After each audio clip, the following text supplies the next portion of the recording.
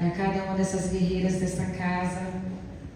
Louvar a Deus também pela vida de cada varão que ora e intercede por nós. Que Deus abençoe também os varões dessa casa em nome de Jesus. Amém. Livro de 1 Samuel, capítulo 1. Louvado seja Deus.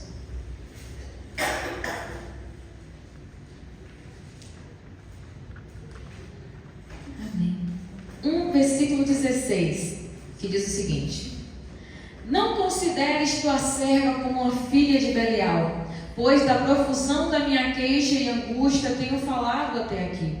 Então Eli respondeu e disse: Vai em paz, que o Deus de Israel conceda a tua petição. E ela disse: Que a tua serva ache graça à tua vista. Assim a mulher tomou o seu caminho e comeu, e o seu semblante já não estava mais. Não estava mais? Pode sentar em nome de Jesus. Louvado seja Deus. Irmãos, o tema do nosso culto nessa noite não poderia ser um tema melhor, né? Deleita-te no Senhor e Ele satisfará o que deseja o teu.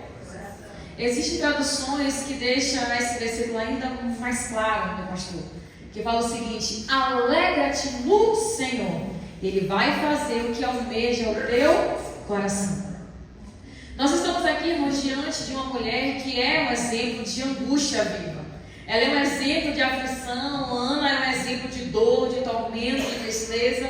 Porque a gente sabe, irmãos, que a história começa falando a respeito de Elcana, que era um homem, né, influente, que tinha duas esposas. Mas não porque era tradição ou porque era costume do povo de Deus ter duas mulheres. Mas a partir de que a primeira não pudesse gerar filhos, o homem então tinha essa liberdade de uma segunda esposa para poder gerar filhos.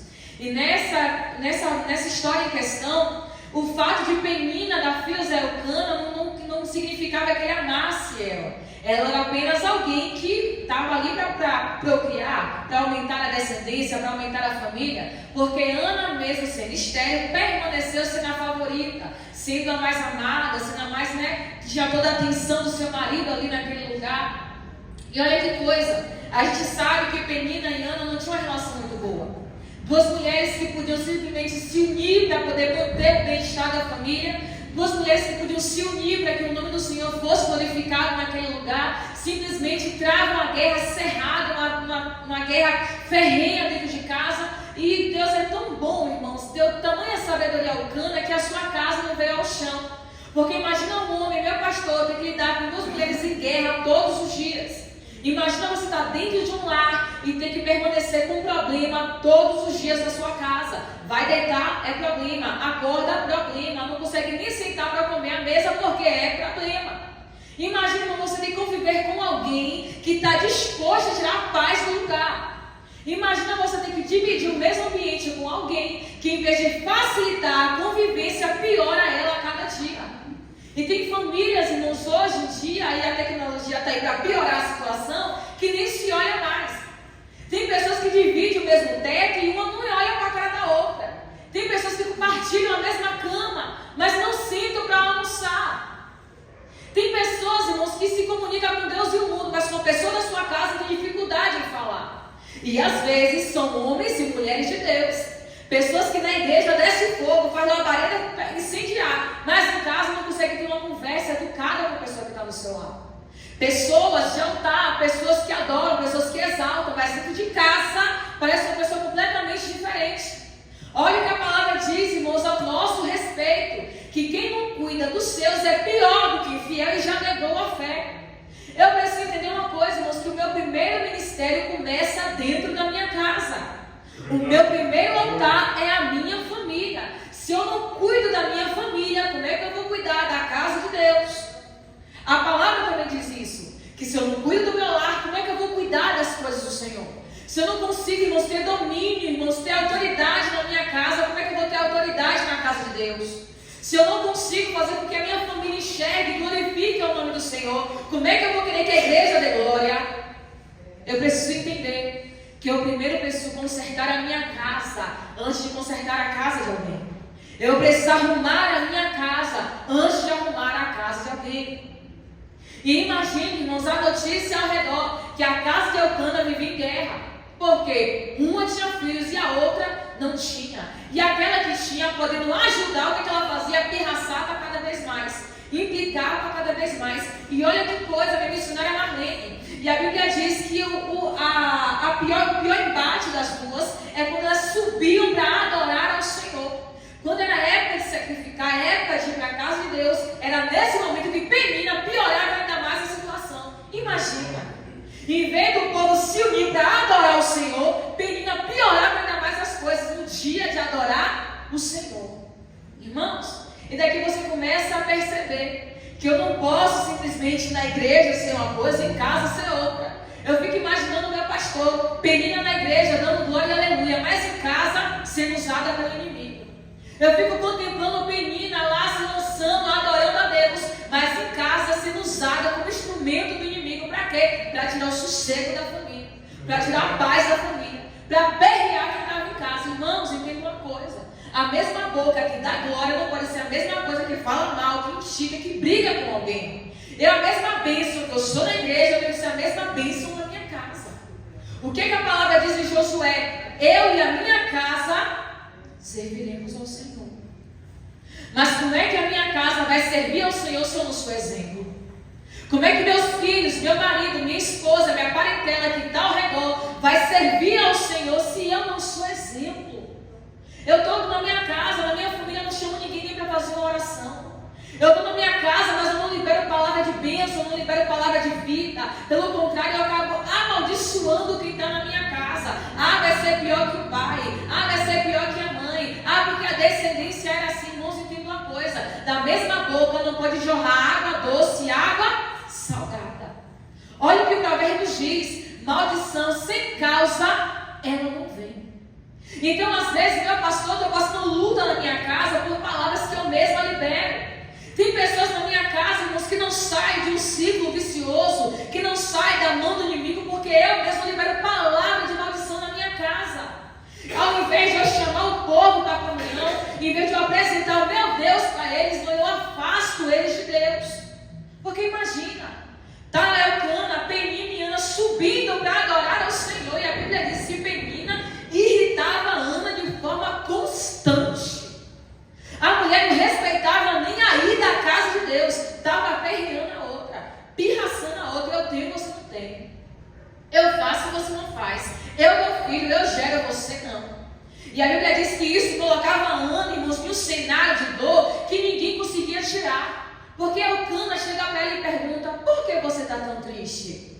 Eu não sou melhor que 10 filhos? Eu não sou o melhor marido para você do que qualquer outro que podia existir? Mas nem todo o amor incondicional de Eucana era suficiente para arrancar Ana daquele cenário de depressão que ela vivia. E às vezes, a nossa atitude rude na nossa casa, a nossa forma grossa de falar, a nossa estupidez, empurra as pessoas para mais longe de Deus do que perto. Como sacerdote da nossa casa, porque é isso que a palavra diz: sacerdócio real. O que isso quer dizer? Que Deus nos chama como sacerdotes. Então, como sacerdotisa e sacerdote do nosso lar, como coluna espiritual da nossa casa, temos que ter sabedoria ao falar. O que o provérbio diz? Que a mulher sábia edifica. Mas isso é para todos. Uma pessoa que tem sabedoria de Deus, ela edifica, ela não destrói. Uma pessoa que é sábia, que é envolvida com a palavra de Deus, ela não separa, ela unifica. Irmãos, o que a palavra diz? Que quão bom e quão suave é que os irmãos vivem em comunhão. Mas isso não é só dentro da igreja, principalmente no nosso lar, principalmente no nosso trabalho, na nossa rua, onde a gente for, temos que ter comunhão com as pessoas. Aleluia. Olha o que Deus diz: que sem santidade e sem comunhão ninguém verá o Senhor. Eu não estou dizendo, irmãos, que você tem que ser amigo de todo mundo, porque isso não existe. Ninguém consegue ser amigo de todo mundo. Mas ao menos ter respeito pelas pessoas que estão ao nosso lado. Porque a Bíblia diz que Jesus resume os 10 mandamentos em 2: amarás o Senhor teu Deus acima de todas as coisas e amarás o próximo como a ti mesmo.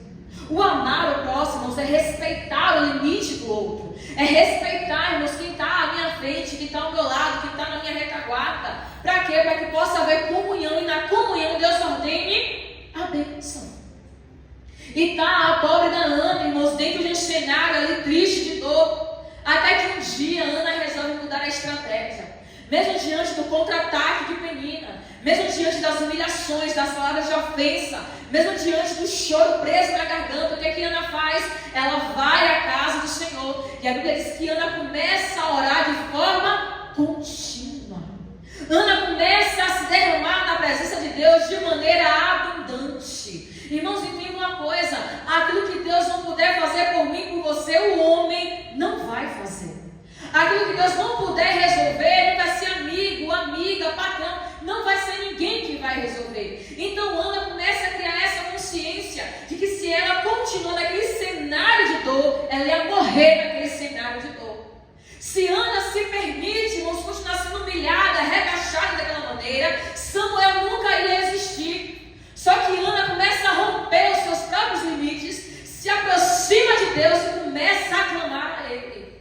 Irmãos, o nosso Deus é tão maravilhoso que Ele não despede ninguém de mão vazia. Uma vez que você chega diante do Senhor, mesmo sofrendo, mesmo com luta, mesmo com peleja, mas você chega com fé, você sai com aquilo que você pediu. Porque Deus, Ele não é infiel, irmãos. Pelo contrário, Ele é fiel para que a palavra dEle venha se cumprir. O que é que Ele diz na palavra dEle? Que todos aqueles que pedem a Ele crendo, já receberam. Aleluia. Eu preciso, irmãos, me lançar diante do Senhor, mas eu tenho que acreditar que Ele tem poder para fazer. Não adianta somente eu chegar, chorar, me lamentar e depois sair, será que Deus? Não, eu tenho que chorar, eu tenho que me lamentar, mas eu tenho que me levantar com confiança, sabendo que o meu Deus é todo poderoso. Aleluia. Olha o que Hebreus diz: chegai-vos diante do trono da graça com confiança para encontrar socorro em tempo oportuno. O que é confiar, irmãos? É tudo está dizendo ao contrário, é tudo está de cabeça para baixo, é vento, é maremoto, terremoto acontecendo, mas você está que nem os montes de Sião, que é inabalável, porque você sabe que o Deus que você serve não deixa os seus na mão. Olha que a palavra diz: o justo passa por muitas aflições, mas Deus livra de todas. Eu não sei qual o grau do seu problema nessa noite, qual o grau da sua dor, qual o nível do seu choro, mas entenda, Deus é fiel para lhe dar além do que você veio buscar neste lugar. Por quê? Ana queria um filho para sair livre daquela humilhação, mas Deus precisava de um sacerdote. Ana queria uma criança para poder sair por aí para dizer: não, Deus tirou a minha vergonha, mas Deus precisava de um juiz. Aleluia! Aquilo que a gente quer, irmão, diante do Senhor é sempre pequeno comparado ao poder que Ele exerce, que é um poder infinito. Olha o que a palavra diz: Deus traz à existência o que não existe como se já fosse. E quando é que eu vivo isso? Quando eu aplico Hebreus capítulo 1, que quer dizer o quê? Ora, a fé é o firme fundamento das coisas que não se veem, mas que você espera e sabe que vai acontecer. Porque eu posso, irmão, chegar hoje aqui e cantar a fé para vocês, mas no meu dia a dia eu não tenho fé para praticar. Eu posso chegar a profetizar fé para vocês, mas no meu dia a dia a minha fé não é suficiente para me dar vitória. Por quê? A fé, olha o que Deus diz, é um firme fundamento. O que é isso? É algo que te alicerça, é algo que lhe sustenta na hora da dificuldade, é algo que ainda, minha missionária Marlene, por mais que o vento sacuda, mas você não cai porque a tua fé lhe sustenta. A fé de quê? Que Deus é poderoso para fazer. E Ana ora, e Ana chora, e Ana se lamenta, até que Eli começa, o sacerdote da época, Eli começa a observar aquela cena. Por quê? A Bíblia diz que Ana orava, mas não saía som da sua boca. A angústia de Ana era tamanha que o choro estava aqui, a oração estava aqui presa na garganta. Ana não conseguia se colocar em palavra a tamanha dor que ela sentia. E às vezes nós estamos assim, irmãos. Nós estamos diante do Senhor com tamanha dor, tamanha aflição, que nem palavra consegue resumir. Mas olha que versículo lindo, que a Bíblia diz que a gente não sabe orar como convém, mas o Espírito Santo, Ele intercede por nós, com gemidos inexprimíveis. Aquilo que a sua boca não diz, o Espírito Santo intercede a seu favor. dor, aquilo que lágrimas, irmãos, não conseguem expressar, o Espírito Santo leva diante de Deus, e isso sobe como incenso suave, e Deus derrama como resposta. Então não ache você que o seu choro, o seu lamento é em vão, porque não é. Tem alguém que cuida de você. A sua dor, o seu gemido não está sendo esquecido, pelo contrário, a Bíblia diz que Deus tem um odre, aonde Ele junta as lágrimas dos santos, e chega uma hora que quando esse odre enche, Deus Ele derrama como bênção sem medida. Aleluia! E Eli observa, irmãos, o envolvimento dos lábios de Ana. Só que ele, por já estar velho, cansado, cego, ele não consegue entender que aquilo, irmãos, era a aflição de alma. E ele julga Ana como se fosse uma mulher vadia, uma mulher que estava se entregando à bebida, uma mulher que estava embriagada. Ele julga Ana mal. E tem pessoas que às vezes, irmãos, faz isso conosco. Profetas emocionados, que às vezes está vendo você chorando, está vendo você se lamentando e começa a julgar o seu comportamento, achando que a pessoa está chorando porque errou, porque pecou, porque falhou, porque aconteceu, porque isso e aquilo outro. Pessoas cegas, pessoas longe, irmãos, da palavra do Senhor, e acaba liberando profecias e palavras que Deus não mandou liberar. E daí vai mencionar a Marlene, você começa a perceber o tanto de pessoas frustradas na casa de Deus, pessoas abatidas por palavras que são lançadas que Deus não mandou liberar. E o que é que eu tenho que ter no meu coração, meu pastor? Que Deus não vai profetizar nada, nem revelar nada que não estiver de acordo com a palavra. Qualquer assim diz o Senhor, tem que estar de acordo com a palavra de Deus. Eu tenho que olhar para a minha vida, irmãos, e ouvir com atenção a profecia, para saber se realmente está vindo da parte do Senhor. Porque antes de Deus usar qualquer vaso, Deus primeiro fala com você e fala comigo. Olha que a palavra diz que Deus não faz nada sem antes revelar aos seus servos, os profetas. Nada que saia desse altar não tem que ser novidade para mim, porque Deus no meu secreto tem que falar comigo. Como assim? Olha o que Jesus ensinou. Entra no teu quarto, fecha a tua porta, ora o Pai secreto, que em público Ele me recompensa. Então toda oração e propósito tem que ser respondida primeiro no secreto, para depois em público. Mas aí, meu pastor, eu sei que hoje vai vir um profeta renomado, eu sei que hoje vai vir alguém de nome que revela até CPF. Eu vou orar no secreto para quê? Eu vou me desgastar no joelho para quê? Só que Ana não esperou o profeta bater na porta dela, não. Ela foi atrás do milagre dela. Ana não esperou o profeta revelar, não, porque quando apareceu um, julgou ela mal. Ana não esperou o sacerdote botar a mão sobre ela, não, porque quando apareceu um sacerdote, o sacerdote falou mal de Ana, chamou Ana de filha de Belial. Ela mesma foi atrás do negócio dela. Não, quem precisa do milagre sou eu. Quem precisa ser vista por Deus sou eu. E Ana vai, talvez sem força, talvez sem palavra, talvez sem jeito, mas ela vai e se lança aos pés do Senhor. E quando Ana justifica, não, meu Senhor, não me tenha por filha de Belial. Eu estou simplesmente derramando a minha alma diante do Senhor. Eu só estou amargurada de espírito, atribulada de alma, é só isso só.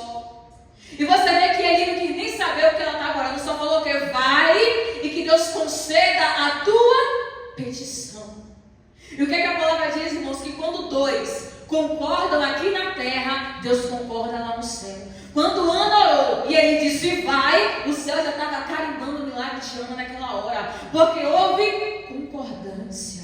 Daí você começa a perceber, irmãos, que para alguns milagres acontecerem na nossa igreja, na nossa casa, na nossa vida, precisa haver concordância. Porque não tem como Deus fazer algo no nosso meio se um lado quer azul e o outro quer verde. Tem que haver concordância. Para quê? Para que a bênção venha em abundância. E olha que coisa linda. Quando Eli libera essa palavra sobre Ana, vai que Deus faça o que você está pedindo. A Bíblia diz que a tua serva ache graça diante do Senhor. E ali Ana volta para sua casa, Ana come, Ana bebe, e olha o detalhe, a Bíblia diz que o seu semblante não era mais triste. A Bíblia não diz que Ana sai do templo grávida. Ana não sai de lá já gerando, não, ela sai de lá alegre. Porque Ana tomou posse da palavra e acreditou que Deus ia fazer. Aleluia. E às vezes, irmãos, o crente vem triste para a igreja e sai triste da igreja. sai do mesmo jeito. Porque agora, para eu acreditar que Deus vai fazer, tem que ter sinal. Para eu acreditar que Deus vai fazer, eu tenho que ver alguma coisa. Irmãos, olha que a palavra diz que nós, os servos de Deus, não vivemos por vista, vivemos por fé. Nós temos que aprender, irmãos, a ter fé na palavra do Senhor. Eu sei que o tempo está passando, as coisas estão mudando, estão modificando, mas guarda algo no teu coração. Olha o que Deus disse: eu sou mesmo ontem, sou hoje e serei eternamente. Aleluia. O mundo pode mudar. Olha o que ele diz: o mundo vai passar, mas as minhas palavras não passarão. Igreja, eu não sei o que você precisa de Deus nessa noite. Talvez amanhã o problema ainda permaneça, mas o que importa é você sair daqui alegre, acreditando que Deus te viu e ouviu a tua oração. Olha o que Deus falou para Ezequias. Ele levanta o profeta Isaías e manda ele lá na casa do rei. Avisa Ezequias: põe a tua casa em ordem, porque certamente morrerás e não viverás. Ezequias tomou posse dessa palavra mesmo vindo de Deus? Não. Ele vai orar, ele vai questionar, ele vai colocar a sua cara na parede e vai conversar com Deus. E aquela conversa, irmãos, fez Deus mudar completamente a rota da vida de Ezequias. E Isaías nem saiu do palácio, minha irmã. Deus, ei, volta, avisa ele: eu ouvi a tua oração, vi as tuas lágrimas e estou mandando mais 15 anos. Você começa a perceber que uma oração com fé muda a rota da sua vida. Você começa a perceber que quando você clama com confiança, Deus muda a trajetória. Quando Ana se lançou, mesmo amargurada, mesmo triste, mas ela saiu confiando, Deus mudou a rota da vida de Ana. Porque Ana volta a comer, Ana volta a beber, Ana volta a celebrar, porque ela tomou posse da palavra. Aleluia. Ela acreditou, ela confiou. Não, eu estou acreditando, Deus vai fazer, Deus vai me dar. E passa-se um tempo. O que acontece? Samuel é gerado. Aleluia. Deus cumpriu ou não cumpriu? Deus fez ou não fez? Deus fez. Aleluia. Mas qual é a questão, irmãos? É eu aprender, como é o tema dessa noite: me deleitar no Senhor, me alegrar no Senhor, colocar a minha confiança no Senhor. E aí Ele vai satisfazer o que deseja o meu. Quando o nosso foco está em Deus, irmão, pode o inferno se levantar, mas aí a palavra diz: ele até se levanta, mas não prevalece. Arma forjada até vem, mas não prospera, porque o próprio Deus lhe guarda com a sua potente mão. E Ana, irmão, se alegrou antes da vitória chegar. Ana celebrou antes de Samuel nascer. Ana já estava fazendo um culto de ação de graça a Deus antes de Samuel estar no colo, porque ela sabia que Deus não é homem para mentir e nem filho do homem para se arrepender. Se Ele falou, Ele faz. Se Ele promete, Ele cumpre. Aleluia. Sai daqui hoje assim, irmão. Talvez amanhã você vai ter que combater o mesmo problema, mas saia hoje alegre, entendendo que o seu Deus é poderoso para fazer. Porque, não se preocupa com o tempo, não. Ele é dono do tempo. O que a palavra diz? Que há um tempo determinado para todas as coisas debaixo dos céus. Às vezes essa luta se levantou para você se aproximar mais de Deus. Esse vento sacudiu o teu barco para você confiar mais um pouquinho. Essa enfermidade veio à porta para você fortalecer ainda mais a sua fé. Mas o que você não pode agora é recuar. Porque a palavra diz que aquele que retrocede, a alma do Senhor não tem prazer nele. Mas quem é justo, vive pela fé. Aleluia. E tenha certeza, irmãos, que a sua fé vai ser honrada nessa noite. A sua fé vai ser exaltada nessa noite. Quando você colocar toda a sua alegria em Deus, e aí sim, Ele vai contemplar o desejo do teu coração. Amém? Se coloque de pé, eu quero orar pela igreja nessa noite, até que me direcionou o Senhor. Aleluia. Glória. Aleluia. Feche os olhos. Pense naquilo, irmãos, que está trazendo dor ao teu coração. Hoje você está permitido a pensar nisso. Naquilo que está trazendo aflição, naquilo que está trazendo amargura de alma. Pô, irmão, isso aqui já tem anos que eu estou vivendo com essa situação, já não aguento mais. Deus sabe. Deus conhece os seus limites. Não é à toa que Ele trouxe você aqui nessa noite para tão somente alegrar o teu coração. Porque a palavra diz que na presença dele há abundância de alegria. E Paulo ele fortalece dizendo: ei, alegrai-vos. Outra vez eu digo: alegrai-vos no Senhor. Por a nossa força. Aleluia. Pai, obrigado, Senhor, por este culto, Pai. Obrigado, Deus, por cada louvor que foi entoado aqui. Obrigada por cada vida que o Senhor trouxe a esta casa de oração. Senhor, nesta hora eu te peço, Pai, visita, Deus, a alma, Deus, o coração do teu povo, Senhor. Pai, toda amargura, Senhor, toda tristeza, todo peso, todo cansaço, fadiga, Deus, arranca, Senhor, nesta noite. A tua palavra diz: vinde a mim quem está cansado e sobrecarregado, eu vos aliviarei.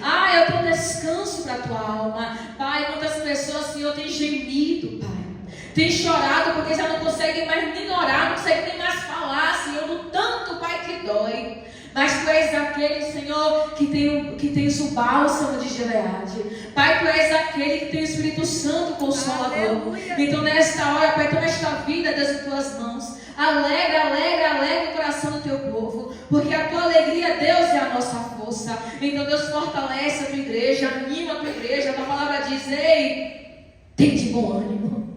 No mundo tereis aflições, mas eu venci o mundo. E a Tua palavra ainda diz mais: que quem está em Cristo, Deus, é mais que vencedor. Pai, então nesta noite, que a Tua igreja está em posse de vitória. Que a Tua igreja, Pai, assim como Ana, Senhor, tão somente tomou posse da palavra, tomou posse, Pai, daquela direção, e tão somente comeu, bebeu, se alegrou, porque sabia que Tu és fiel para fazer acontecer. Aleluia. E Ana viu Samuel, Deus. Ana contemplou Samuel em Teus braços, Pai. E ela volta lá para o templo, chama Eli e fala: sacerdote Eli, lembra de mim?